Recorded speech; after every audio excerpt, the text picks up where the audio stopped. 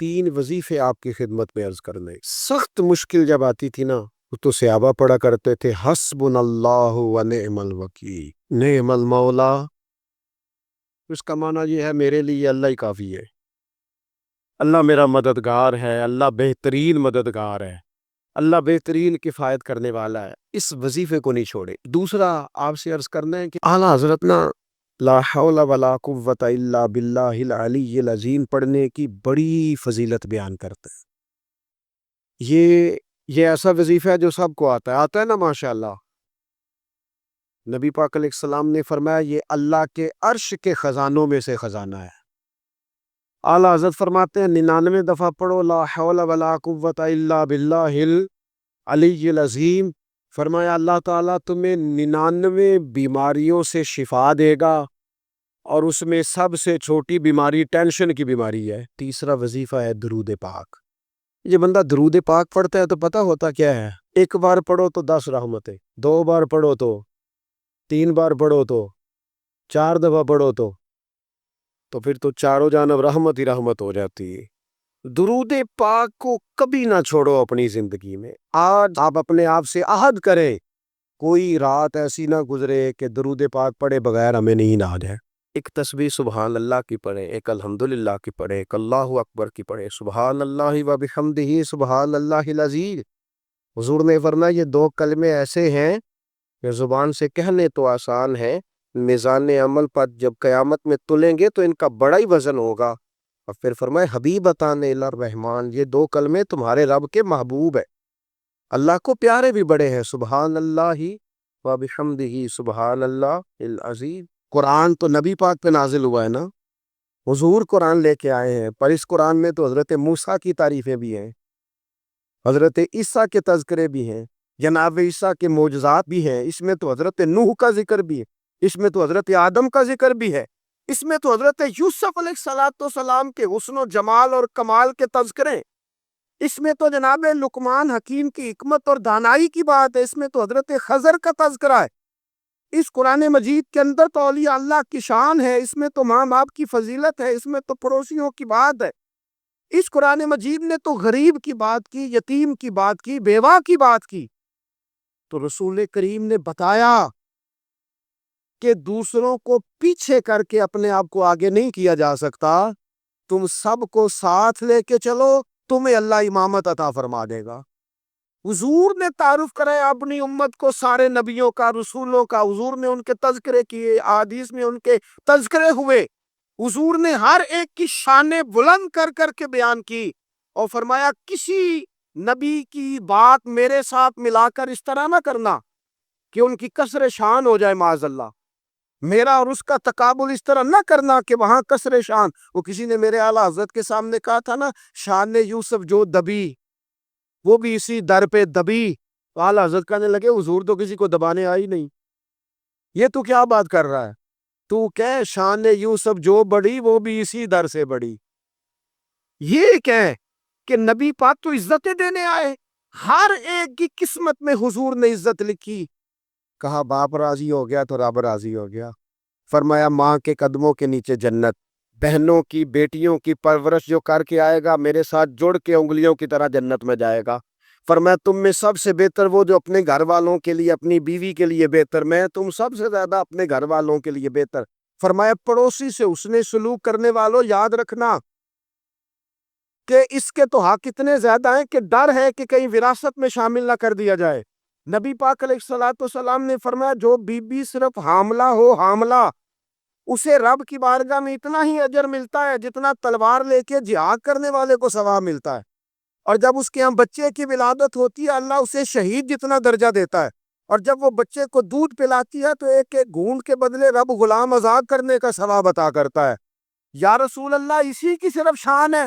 فرمایا نہیں، آدمی کے بال سفید ہو جائیں،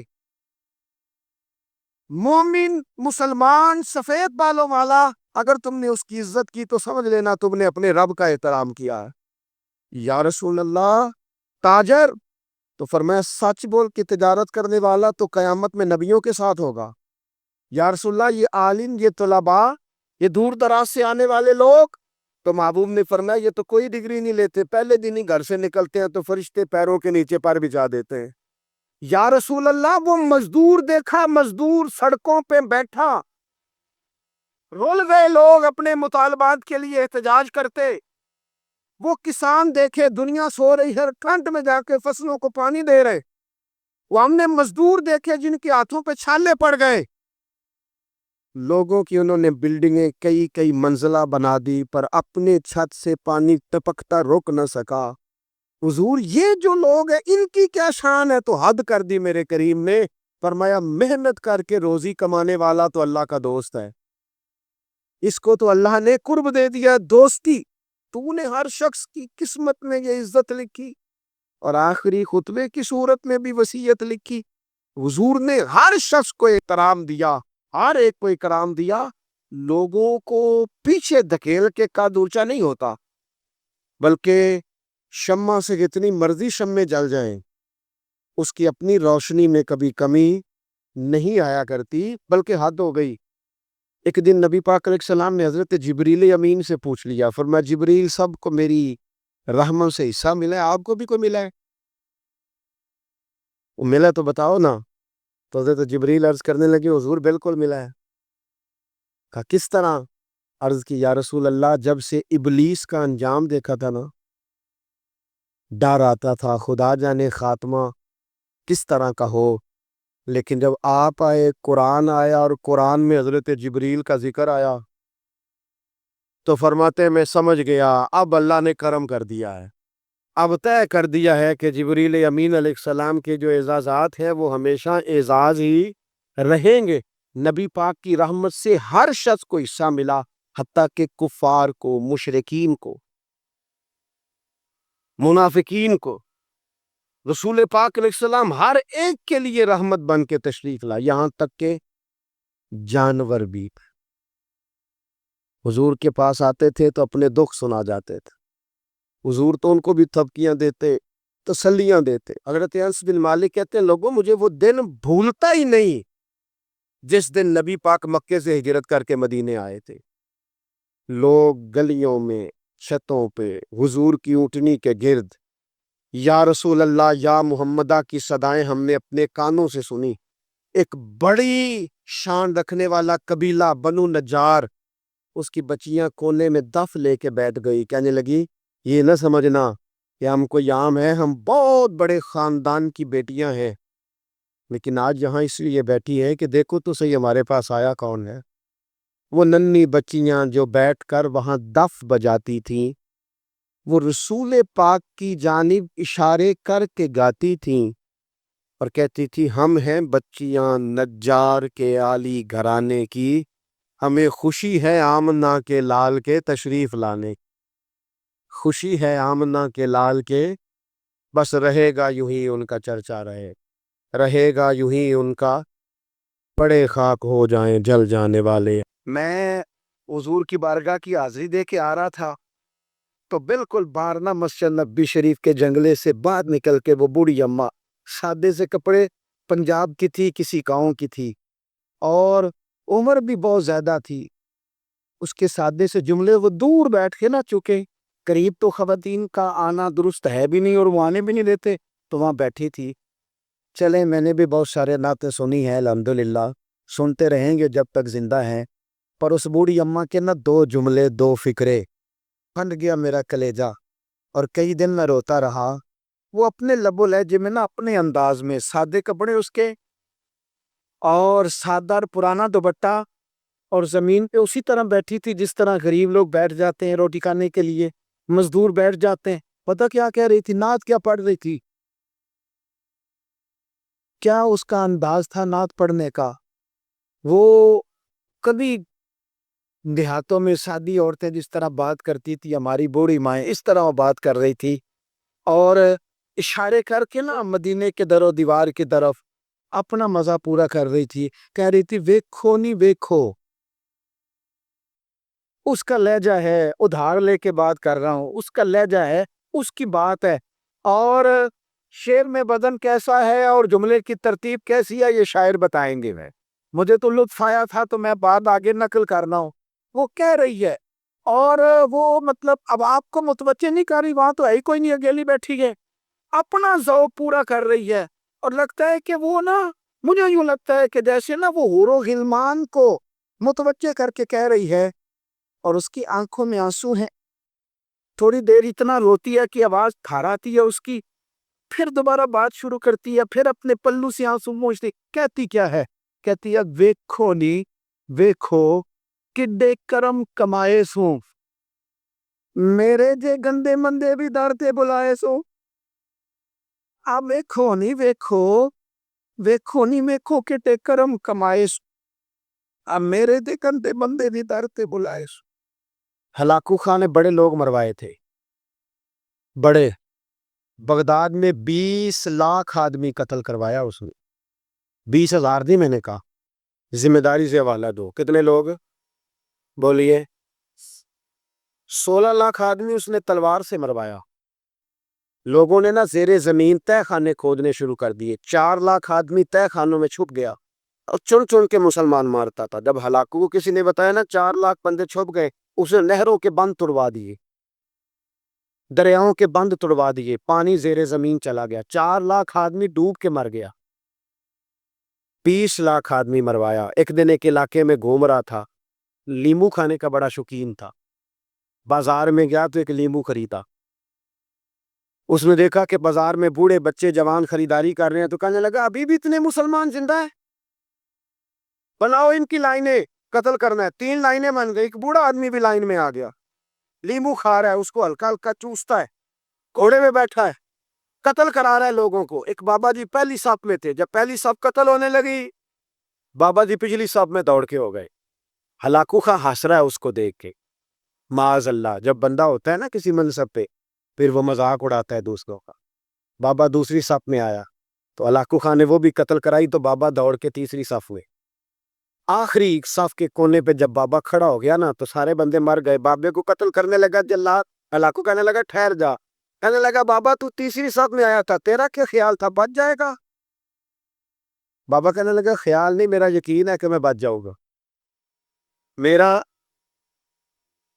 شرط یہ ہے کہ یقین ہو اندر، شرط یہ ہے کہ، ہنس کے کہنے لگا ہلاکو خان کیسے؟ تو بابا کہنے لگا اگر اللہ چاہے تو بچ سکتا ہوں، اگر اللہ چاہے تو میں، بہت سارے لوگ ہیں ڈاکٹر لکھ کے دے دیتے ہیں نہیں بچے گا، وہ بچ جاتا ہے، کہ بچانے والا اللہ ہے، کہا اگر اللہ چاہے تو بچ جاؤں گا۔ تو ہلاکو کہنے لگا کیسے؟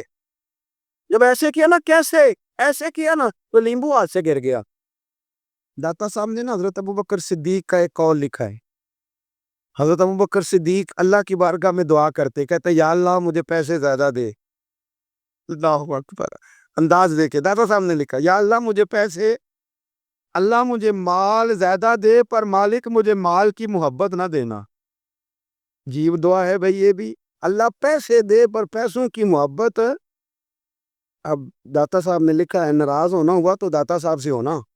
داتا صاحب کہتے ہیں میں نے ایسے امیر دیکھے ہیں جن کے پاس دولت تو ہے پر انہیں دولت سے پیار نہیں، میں نے ایسے غریب دیکھے ہیں جن کے پاس پیسے تھوڑے ہیں پر پیسوں سے عشق کرتے۔ یہ داتا صاحب نے لکھا ہے، ناراض ہونا تو ان سے ہونا۔ میں نے ایسے امیر دیکھے ہیں دولت ہے پر دولت سے پیار، اگر اللہ نے دی ہے تو انہیں بانٹنا بھی آتا ہے، انہیں سخاوت کرنا بھی آتا ہے، کھلانا بھی آتا ہے، لیکن کچھ ایسے غریب دیکھے ہیں پیسے تھوڑے ہیں اور اللہ جانتا ہے عشق بڑا ہے دولت سے، وہ جیب سے باہر نکالنے کو تیار ہے۔ یہ داتا صاحب نے لکھا، فرماتے فقر اس کا نام نہیں کہ تیرے پاس پیسے نہیں، دولت نہیں، بلکہ فقیری تو اس بات کا نام ہے کہ تجھے دولت سے پیار نہیں، تجھے دولت سے محبت، اس کا نام فقر ہے۔ تو میرے بھائی ہم لوگوں نے اپنے بزرگوں کو چھوٹے دائرے میں بند کر دیا، یہ ان کا دائرہ نہیں تھا۔ چلیں جی آگے بڑھتے ہیں۔ 5ویں بات داتا گنج بخش علی اجمیری، 5ویں بات داتا صاحب فرماتے ہیں کہ اپنی زندگی میں نا فقیر درویش کسی دنیا دار کے سامنے ہاتھ نہیں پھیلاتا، اپنی سفید کوشی بچا کے رکھتا ہے، وہ ہاتھ نہیں پھیلاتا۔ خواجہ قطب الدین بختیار کاکی کہتے ہیں میں ایک دن پھٹے کپڑے پہن کے اپنے مرشد حضرت خواجہ معین الدین اجمیری کے پاس گیا تھا، تو خواجہ صاحب فرمانے لگے قطب الدین یہ کیا لباس پہنا ہوا ہے، یہ کیا؟ میں نے کہا حضور کیا ہوا؟ فرمانے لگے قطب الدین یاد رکھ، فقیری اس طرح کی کرنا کہ بادشاہی معلوم ہو، کوئی یہ نہ سمجھے کہ بابے کو تو جوڑے کی ضرورت ہے، ایسے کپڑے نہ لے کے دے دوں۔ اس طرح کی فقیری کرنا کہ فقیری بادشاہی مادو، یہ کیا بات ہوئی کہ رنگ روپ اس طرح کا اختیار کرنا کہ ترس آئے کہ چلو حضرت صاحب کو بندہ 500 دے ہی جائے مہربانی کر۔ یہ کوئی رویہ نہیں ہے دین کا۔ داتا گنج بخش علی جویری فرماتے ہیں اپنی ذات پر کبھی سوال کا دروازہ نہ کھولو۔ آپ فرماتے میرے مریدوں سے پوچھ لو، میں نے دینے کا مزاج بنایا ہے، لینے کا مزاج نہیں بنایا۔ فرماتے تھے اپنی ذات پر سوال کا دروازہ، کچھ لوگوں کی مجبوری ہوتی ہے قرض پکڑنا، قرض اٹھانا سنت ہے، ضرورت پڑ جائے تو قرض لینے میں منع، کچھ کی مجبوری ہے، کچھ کو شوق ہے۔ وہ اصل پیسے جو ہوتے ہیں وہ انہوں نے کونے میں رکھے ہوتے ہیں، اس سے 5,000 لے کے خرچ کر لیا، پھر دوسرے سے 5 لے کے اس کو دے دیا، پھر اس سے 5 جو لیا تھا پھر تیسرے سے لے کے اس کو دے دیا۔ یہ مزاج نہ بنائے۔ جب سوال کا دروازہ کھول جاتا ہے تو پھر ساری زندگی دوبارہ بند نہیں ہوتا۔ مانگنا ہے تو اللہ رسول سے مانگے، لوگوں سے مانگتے پھرنا، دنیا داروں سے سوال کرنا، اپنی ذات پر سوال کا داتا صاحب نے پورا باب باندھا ہے، پورا باب۔ اور داتا صاحب فرماتے صوفیاء کی ایک جماعت ہے جو کہتی ہے ہم نے تو کبھی اپنی زبان پر دکھ بیان ہی نہیں کیے، ہر شے اپنے رب رسول کے حوالے کر دی، ہر شے اللہ رسول کے۔ اور داتا صاحب کہتے ہیں کچھ ایسے بھی ہیں جو دعا بھی نہیں مانگتے، لوگوں کے لیے مانگتے، اپنے لیے نہیں مانگتے۔ آپ دعا کیوں نہیں مانگتے؟ تو کہتے ہیں اللہ کو تو پتہ ہی ہے ہمیں کیا چاہیے، اسے تو پتہ ہی ہے۔ ایک بزرگ کی بات لکھی ہے داتا صاحب نے، میری جماعت میں نا مزاج ہے کرامتوں کا۔ مجھے وہ ساری باتیں بھی آتی ہیں کہ ایک بندہ کراچی سے آیا، داتا صاحب حاضری دی تو اس کی لاٹری نکل آئی، یہ بھی مجھے آتی ہے، لکھی پڑھی ہے میں نے، کتابوں میں ہے یہ بھی۔ یہ ساری باتیں نا آتی ہیں کرامتوں میں، بڑی ساری چیزیں لوگ بیان کرتے ہیں کہ میں وہاں آیا اور میں نے حاضری دی تو موج لگ گئی۔ یہ ساری باتیں آتی ہیں، ہمارے پرانے بزرگ اور بھی قصے سنایا کرتے تھے، ساری ہمیں چیزوں کا پتہ، پر جو عنوان ہے نا وہ حضرت شیخ ابو النور کہتے ہیں کہ ایک بندہ داتا صاحب کے مزار پہ گھوم رہا تھا، داتا 10 روپے دے، 10 روپے دے، 10 روپے دے، تو ایک بندہ بڑی دیر سے اسے دیکھ رہا تھا، وہ کہنے لگا داتا نے تجھے کیا دینا ہے، ادھر آ، میں دوں۔ اس نے 10 دیے، بندہ بڑا حسین تھا، ہنس پڑا، کہنے لگا داتا تیرے بھی صدقے جاؤں، دلانے لگا تو منکر سے ہی دلوا دیے، جو نہیں مانتا اسی سے دلوا دیے۔ وہ بڑا پریشان ہوا، میں اور چکر میں تھا اس نے میرے اوپر جڑ دیے بات، کہنے لگا داتا تیرے صدقے جاؤں۔ تو یہ ساری باتیں کتابوں میں موجود ہیں، لوگوں نے اپنے اپنے مشاہدات جو جس کے ساتھ پیش آیا اس نے بیان کیے ہیں۔ بہت ساری باتیں قابل بیان ہیں، پر جو عنوان ہے میں اس پہ رہنا چاہتا ہوں۔ داتا صاحب رحمۃ اللہ علیہ فرماتے ہیں ہماری تعلیمات ہیں کہ اپنے دکھ درد دنیا داروں سے بیان نہیں کرنے، سوال کا دروازہ لوگوں کے سامنے کھولنا۔ اللہ والوں سے کہیں گے کبھی کہنا ہوگا تو دنیا داروں سے کہنا۔ کہتے ایک شیخ احمد نام کے بزرگ تھے، ساری زندگی کسی کو کام نہیں بتایا، ساری زندگی بڑی مشکلات آئیں پر کبھی اپنی ذات پر سوال کا دروازہ نہیں کھولا۔ ایک ایسی مشکل آئی کہ جو حل ہی نہیں ہوتی تھی، کسی نے ان پر کوئی الزام لگا دیا۔ ابو مسلم نام کا ایک بادشاہ تھا، اس کی حکومت تھی، اس نے پکڑ کے قید میں ڈال دیا۔ اب قید میں ہیں، جرم لگ گیا ہے، فرد جرم عائد ہو گئی ہے، جیل میں ہیں۔ لوگ کہنے لگے حضرت جی اپنی صفائی میں کچھ کہیں، فرمانے لگے ساری زندگی بندوں سے کچھ نہیں کہا، اللہ رسول کو پتہ ہے میں بے گناہ ہوں، مجھے کہنے کی ضرورت نہیں۔ داتا گنج بخش علی حجویری نے لکھا ہے، داتا صاحب کہتے ہیں تو یقین کامل تو پیدا کر، تو ایمان تو پختہ کر۔ داتا صاحب کہتے ہیں وہ ابو مسلم جو بادشاہ تھا وہ نیک آدمی تھا، اسے رات کو خواب میں نبی کریم کی زیارت نصیب ہوئی، اور حضور سید عالم صلی اللہ علیہ وسلم فرمانے لگے تو نے اللہ کا ایک نیک بندہ جیل میں ڈال دیا، ڈر نہیں آتا، وہ تو بے گناہ ہے۔ بادشاہ آدھی رات کو خود اٹھا، دادا صاحب فرماتے ہیں کسی گارڈ کو نہیں بھیجا، پولیس والے کو نہیں بھیجا، جیلر سے نہیں کہا، خود گیا، جا کے جیل کا دروازہ کھولا، دروازہ کھول کے اس درویش کو آزاد کیا، کہنے لگا بابا جاؤ مجھے پتہ چل گیا آپ بے گناہ ہے۔ بابا جی سلام کر کے جانے لگے تو بادشاہ پھر آگے آیا، ہاتھ باندھے، ہاتھ چومے، کہنے لگا حضور آپ بڑے نیک ہیں، میرے لیے کوئی حکم ہو تو بتائیے گا، میرے لائق کو خدمت ہو تو بتائیے گا۔ تو شیخ احمد فرمانے لگے تجھے ابھی بھی سمجھ نہیں آئی، تجھے ابھی بھی نہیں سمجھ آئی؟ کہنے لگا حضور کیا؟ فرمانے لگا جو تہجد کے وقت تجھے اٹھا کے مجھے رہا کرنے بھیج سکتے ہیں وہ میری کوئی ضرورت باقی رہنے دیں گے؟ مجھے کو ضرورت پڑے گی کسی اور کو کہنے کی؟ اصل میں ہماری طبیعت ہے، ہم نے بندوں سے دل لگا لیا، دل اللہ رسول سے لگاؤ۔ اگر کسی بندے سے لگانا تو اس سے لگاؤ جو اللہ والا ہو۔ آپ فرماتے ہیں کہ اپنی ساری خواہشات اپنے رب رسول سے، آپ فرماتے ہیں کہ اگر اللہ کے حوالے اپنی خواہشات کر دو گے تو رب تمہیں نا عام لوگوں سے زیادہ عطا کرے گا، عام لوگوں سے۔ اور پھر داتا صاحب نے آگے جا کے ایک چھٹی بات لکھی ہے، داتا صاحب فرماتے ہیں اگر تو چاہتا ہے نا رب جلدی راضی ہو جائے، پھر اللہ کی مخلوق سے محبت کرنی شروع کر دے۔ اگر تو چاہ